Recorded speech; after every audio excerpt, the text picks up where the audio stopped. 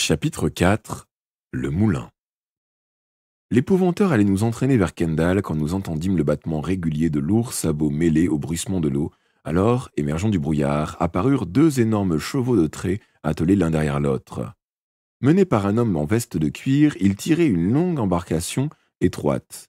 Lorsqu'il nous vit, l'homme arrêta les bêtes, attachant leur bride à un pieu et monta sur le pont sans se presser, roulant des épaules d'un air assuré.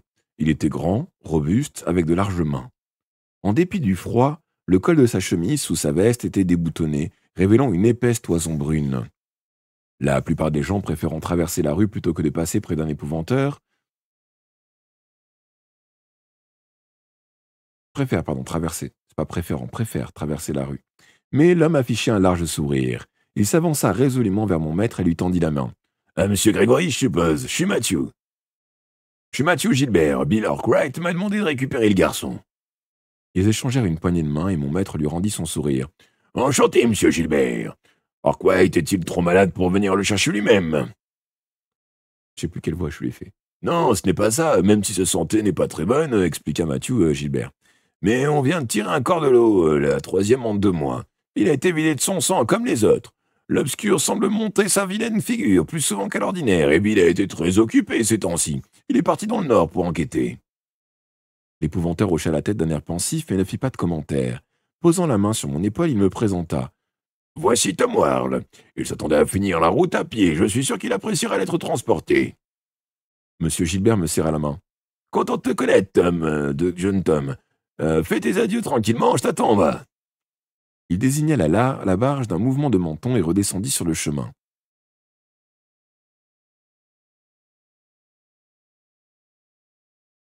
Eh bien, petit, me recommanda mon maître en me remettant quelques pièces d'argent.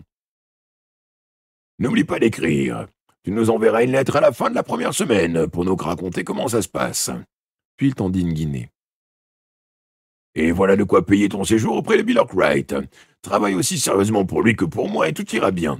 Pendant quelque temps, tu vas avoir un autre maître avec sa force, sa propre façon d'agir.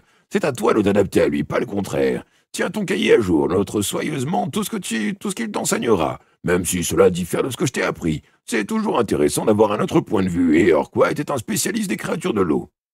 Là-dessus, l'épouvanteur m'adressa un petit salut et tourna les talons. Alice attendit qu'il ait quitté le pont pour s'approcher.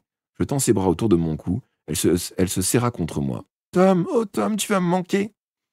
Toi aussi tu vas me manquer, dis-je, la gorge serrée. Elle se détacha de moi et me tint à bout de bras.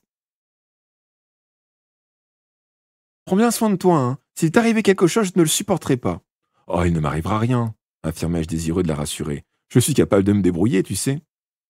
Elle jeta un bref coup d'œil par-dessus son épaule, puis me souffla.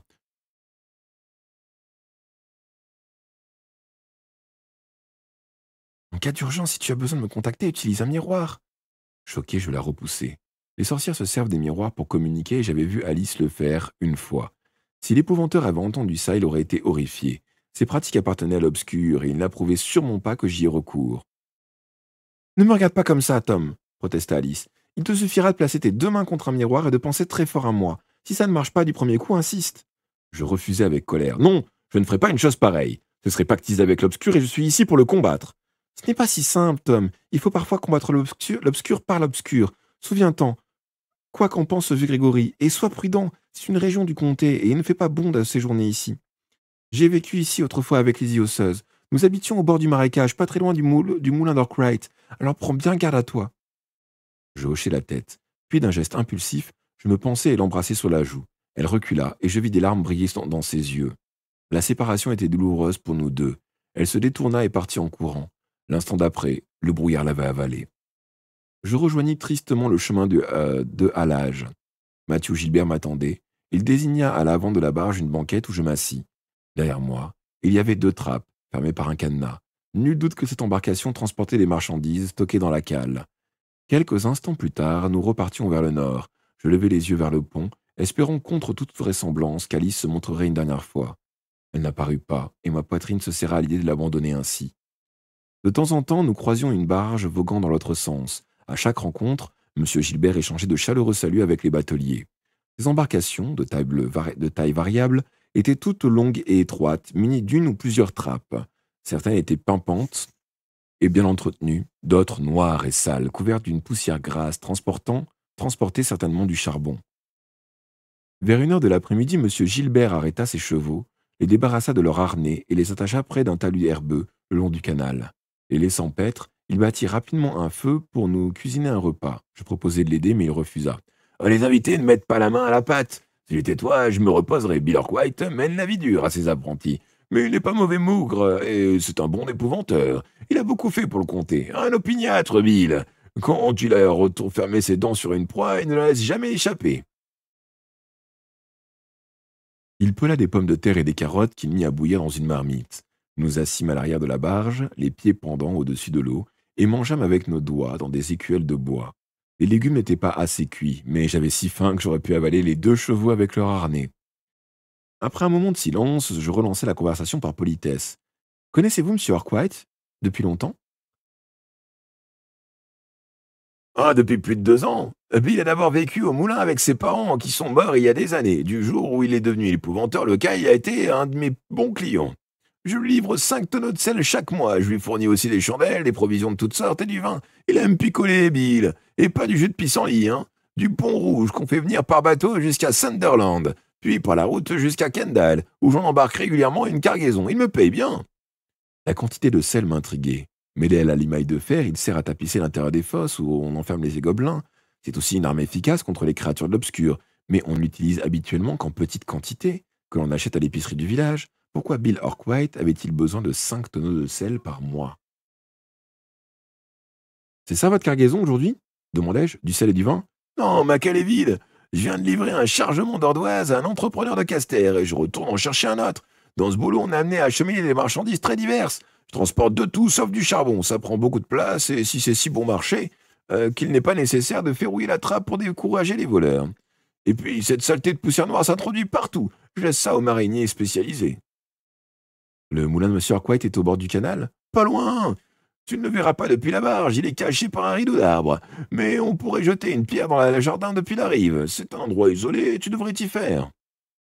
Tu devras t'y faire. Le silence retomba. Une chose qui m'avait frappé pendant le voyage me revint alors à l'esprit. Pourquoi y a-t-il autant de ponts au-dessus du canal? Au-dessus de ce canal? Monsieur Gilbert hocha la tête. Bonne remarque. Quand le chenal a été creusé, il coupait bien des domaines en deux. Les fermiers ont été dédommagés par pour leur bande de terre. Mais il a fallu leur permettre l'accès à leurs champs de l'autre côté de l'eau. Il y a une autre raison. Les chevaux qui tirent les barges vers Castor empruntent la berge de gauche. Au retour, les ponts permettent de changer de rive. Bien, repartons. Mieux vaut que tu atteignes le moulin avant la nuit. Monsieur Gilbert attacha les bêtes à l'embarcation et nous reprîmes notre lent voyage vers le nord. Le soleil n'avait pas dissipé les brumes matinales. Un brouillard dense s'était formé. J'apercevais la croupe du cheval le plus proche, mais son compagnon et leur maître étaient hors de vue. Le claquement régulier des sabots lui-même paraissait étouffé. De temps à autre, nous passions sous un pont. À part ça, il n'avait rien à observer et je commençais à m'ennuyer. Nous stoppâmes environ 1 heure avant la nuit. « Nous y voici !» s'écria M. Gilbert avec jovialité. Il désigna un point invisible dans le brouillard. « Le moulin est là, tout droit !» Empoignant mon sac et mon bâton, je sautai à terre. M. Gilbert attacha le cheval de tête à un haut poteau, une sorte de potence où pendait une cloche. « 3 coups annoncent à Bill qu'on a besoin de ses services d'épouvanteur, » m'expliqua le marinier. « Je sonne 5 coups quand il s'agit d'une livraison. Bill vient chercher sa commande. Si elle est trop lourde ou trop encombrante, je l'aide parfois à la transporter jusqu'à la lisière du jardin. Il est imprudent pour quiconque de s'aventurer au-delà. » En cela, Bill Arkwright était bien comme mon maître. Les gens devaient sonner la cloche au carrefour, et le plus souvent, ils m'envoyaient leur demander ce qu'ils voulaient. Je ne distinguais, au-delà du poteau, qu'une masse grise de brouillard, mais un ruisseau glouglouté en contrebas. À cet endroit, le canal surplombait les champs. Une pente herbeuse longeait le chemin de halage et se perdait dans la brume. « Une centaine de pas mènent à la bordure du jardin. »« Une centaine de pas mènent à la bordure du jardin, » m'expliqua M. Gilbert. « Un peu plus bas, il y a un ruisseau, suis-le. Il coule sous la maison. Son courant actionnait la roue au temps où le moulin était encore en activité. Bonne chance, petit. Je te verrai sans doute à ma prochaine livraison de sel ou de vin. » Il m'adressa un clin d'œil, puis il détacha le cheval et s'enfonça dans le brouillard. La barge disparut. Je restai là, immobile, jusqu'à ce que le claquement des sabots ne me parvienne plus. À part les gargouillements du ruisseau invisible, il régnait un profond silence. Je frissonnais. Je m'étais rarement senti aussi seul. Je dégringolai la pente et parvins sur la berge d'un cours d'eau rapide, qui s'enfonçait par un sombre tunnel sous le canal pour réapparaître probablement de l'autre côté. La visibilité était un peu meilleure en bas, mais ne dépassait pas une douzaine de pas. Je suivis un sentier boueux, m'attendant à chaque instant à voir la maison surgir du brouillard, mais rien ne m'apparaissait, que des sols dont les longues branches traînaient à terre. J'étais obligé de marcher courbé, ce qui me ralentissait. J'atteignis enfin la lisière du jardin, un fourré impénétrable de buissons et d'arbustes aux branches nues. Mais d'abord, il y avait un autre obstacle à franchir. Le jardin était entouré d'une clôture de fer rouillée, mesurant bien 6 pieds de haut. L'extrémité des poteaux, reliés par 3 rangées de barres horizontales, était garnie de pointes acérées. Une telle barrière serait difficile à escalader, et je n'avais aucune envie de m'empaler au sommet. Je longeai donc la clôture, espérant trouver un portail. J'en voulais un peu à monsieur Gilbert. Il m'avait dit de suivre le ruisseau jusqu'au jardin, mais ne m'avait pas expliqué comment atteindre la maison. Je progressais ainsi depuis quelques minutes quand le sentier devint marécageux, parsemé de touffes d'herbes spongieuses et de flaques. Je dus marcher en frôlant la clôture de l'épaule pour trouver un sol plus ferme. Enfin, je découvris un étroit passage. Je fis quelques pas avant d'être arrêté. Je fis quelques pas avant d'être arrêté par une tranchée emplie d'une eau boueuse. Difficile d'en estimer la profondeur. Et comme elle mesurait au moins 9 pas de large, il était impossible de la franchir d'un saut, même en prenant son élan. Je regardais de droite et de gauche sans trouver moyen de la contourner. J'y enfonçai donc mon bâton et constatai que l'eau m'arrivait aux genoux. Ce n'était pas assez profond pour empêcher d'accéder au moulin. Alors, à quoi cette tranchée servait-elle? Perplexe, je traversai en pataugeant, trempant le bas de mon pantalon. De l'autre côté, un étroit passage s'ouvrait dans le fourré. Il débouchait sur un large espace d'herbes rases et poussait les plus gros sols que j'eusse jamais vus. Ils émergeaient du brouillard tels des géants dont les longs doigts humides frôlaient mes vêtements et ne s'accrochaient à mes cheveux.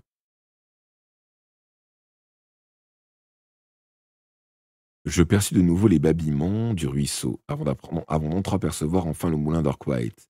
Il était plus grand que la maison de Chipenden. Son aspect n'avait rien d'accueillant. C'était une construction en bois, délabrée et bancale. Le toit et les murs formaient des angles bizarres. Les ardoises étaient mangées de lichen et l'herbe poussait dans les gouttières. Le bâtiment avait fait son temps. La première tempête de l'hiver n'aurait aucun mal à l'abattre. Le ruisseau disparaissait sous un tunnel noir creusé sous la maison pour se jeter en grondant contre la grande roue, qui est restée immobile malgré les efforts furieux du torrent. En y regardant de plus près, je compris que, brisée, pourrie, elle n'avait pas dû tourner depuis de longues années.